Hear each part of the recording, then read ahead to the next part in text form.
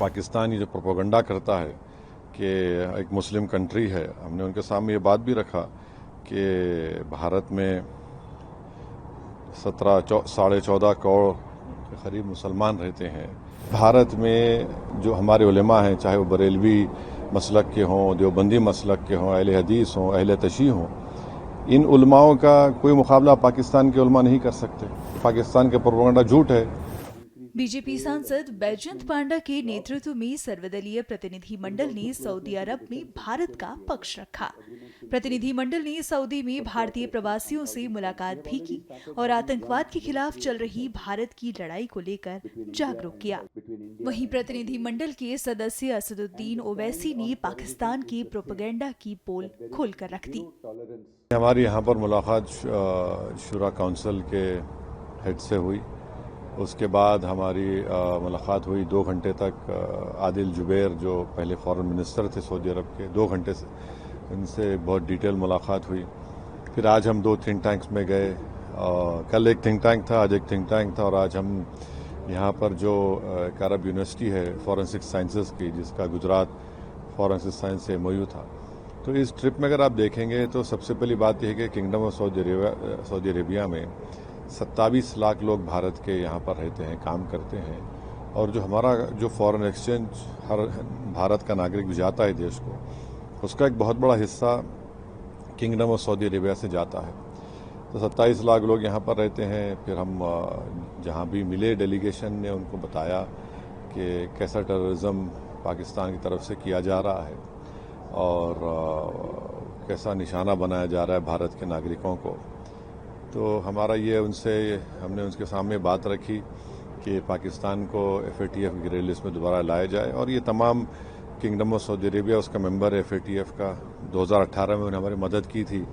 उसके बाद हम देखें कि पाकिस्तान पर थोड़ी बहुत रोक टोक लगी उसके ऊपर।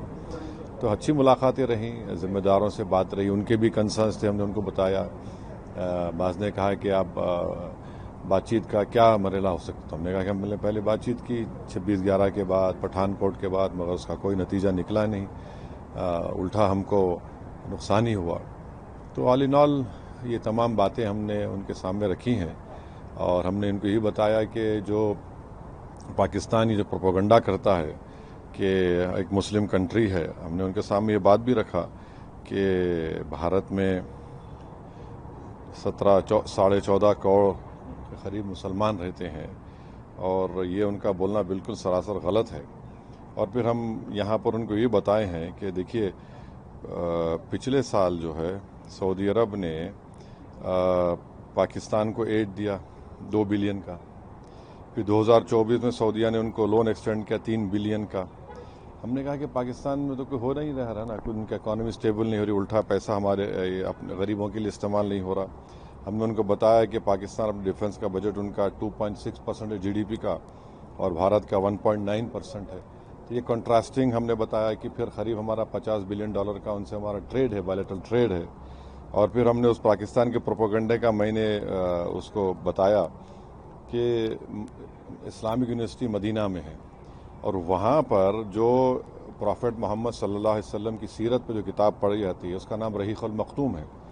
तो उसको तमाम लोगों के कंपटीशन में फर्स्ट प्राइज़ मिला था मुस्लिम वर्ल्ड लीग की तरफ से, और वो किताब लिखने वाला मौलाना सफ़ीउर रहमान मुबारकपुरी रहमतुल्लाह अलैह थे। आज उनकी किताब पढ़ाई जाती है वहाँ पर। तो ऐसे कई भारत में जो हमारे उलेमा हैं, चाहे वो बरेलवी मसलक के हों, देवबंदी मसलक के हों, अहले हदीस हों, अहले तशीह हों, इन उलमाओं का कोई मुकाबला पाकिस्तान के उलमा नहीं कर सकते। और इन्होंने भारत में तौहीद का पैगाम भी दिया, दे रहे हैं, देते रहेंगे। इश्क़ नबवी सल्लल्लाहु अलैहि वसल्लम की तालीमात से हमको बता रहे हैं, आश्कार कर रहे हैं, और साथ ही साथ हुब्बुल वतनी भी इन मदद से कहा जाता है। तो ये फ़र्क हमने बताया कि भारत में किस तरह से काम किया जा रहा है, मुसलमानों के उलमा जो काम कर रहे हैं, और पाकिस्तान के प्रोपेगेंडा झूठ है।